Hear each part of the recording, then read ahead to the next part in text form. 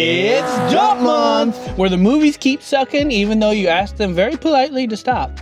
We just saw presents, but not like presents, like a ghostly presence. But not presents, like the presence of a ghost. Thanks for clearing that up.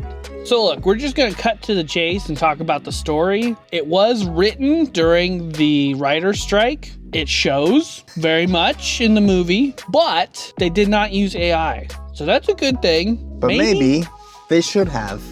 This movie reminded me a lot of A Complete Unknown. Just because the story was very much a this happened, then this happened, then this happened, and it never was a this happened because this happened. So there was no tension in the story. It was very much just a scene to scene to scene in chronological order. Overall, it just was uninteresting and it sucked.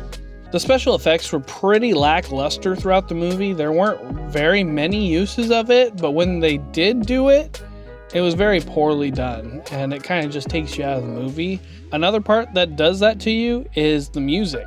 Again, just like in other movies that we've watched, it just kind of comes out of nowhere and doesn't really make sense thematically. I feel like this movie would have done better without the music. It kind of builds tension that way, but it was just poorly implemented overall. But you know what did have good music and what did have good special effects enough to be nominated for an Oscar is Better Man. Fuck. Sorry. So go watch that one. You guys know me and I notice weird, strange details, and something that I caught right away was the audio dub over this movie, because a lot of it is the camera work, which we'll talk about here in a moment. You're following a camera move around, so you're gonna hear footsteps from the cameraman, but you never hear them. So I'm like, okay, so they just cut out that audio. But then you hear footsteps of others while the cameraman is moving. So I'm like, how did they cut that audio out? So I was paying attention. They dubbed it in post, because a lot of the times you hear them talking, they'd move from one room to another or inside to outside, and the audio just sounded like they were right there the whole time. The perspective of the audio never changed whatsoever. Took me out of the movie from the very get-go. I couldn't take it seriously from there. It just threw me off. And as he just mentioned, the camera is kind of the star. We, the audience, see through the presence's point of view and how they move and interact with the family and everything that goes on inside the house.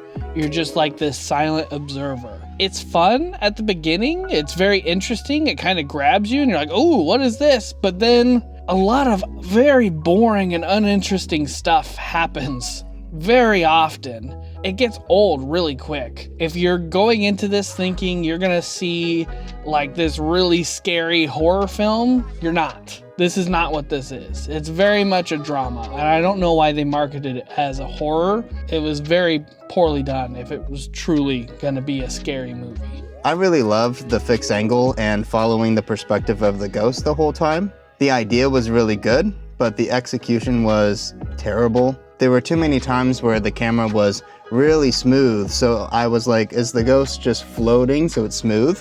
Maybe. But then there were also times it was very jerky to seem like it was a human walking around, so I'm like, which is it? They also had to use a fisheye lens in order to have a wider camera angle to make you feel more immersed. But the issue with that is the edges and the frame rate you're stuck with, which is usually about 24 frames per second in a movie, is just too low. So the camera has to move really slowly in order for everything to not look all pixelated and messed up, which also caused another issue. Anytime the camera had a turn, it was just very unnatural. It didn't feel like somebody turning their head to move around. It never felt like I was actually in the perspective of this presence the whole time. Recommendation time. What do you say? I do not recommend this movie, surprisingly. However, I will say if you're looking for a really bad horror movie that gives you a pretty damn good laugh at the end, this might be for you. What about you? I also do not recommend this movie, and I will say, to your point, we laughed like so hard throughout this movie. So as a horror movie, it really misses the mark. But there are just some things that happen in this that are objectively funny. All right, so what is your score out of 10? I'm giving this the lowest score I have ever given a movie on this channel, and that is a 1 out of 10. I'm giving it a 1 for the art style. Okay. In my objective scoring template, they fit modern current time theme. They didn't screw that up. So Fair, okay. You get middle of the pack point for that. So I do also appreciate the camera movement in the beginning where they allowed you to tour the house from the perspective so you understood the layout of the house. That was really cool. A lot of times in movies, I get a little confused where we are and how the house is laid out. So to show you that up front, so the rest of the movie kind of makes sense to you, was really nice to see. I did appreciate that. What's your score? I ended up giving it a 3 out of 10, but for just kind of random reasons, as you did. I did it for the art direction as well. I gave them props for the camera stuff. It was a new thing. They tried a new thing. It didn't really work. I did the same thing for here, so I wanted to be consistent on there. And then for consistency, I think that they were pretty consistent throughout the movie with the rules that they set out for the ghost. But ultimately, it just was a boring movie. All right, and with that, thank you. Stop! We have to do the upside down camera angle counter. Uh-oh. Was there or was there not an upside down camera angle? No, there wasn't one. Now, thank you for liking, commenting, and subscribing. Just remember, we're two regular dudes doing regular reviews. We're just 2 regular dudes doing regular reviews. I said just. You didn't say just. I promise you didn't say just. And remember, we're just 2 regular dudes doing regular reviews.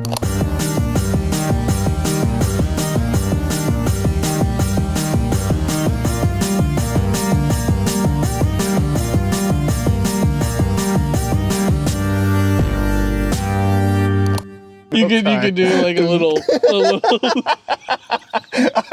I would love that every fucking video. Oh, that's gold.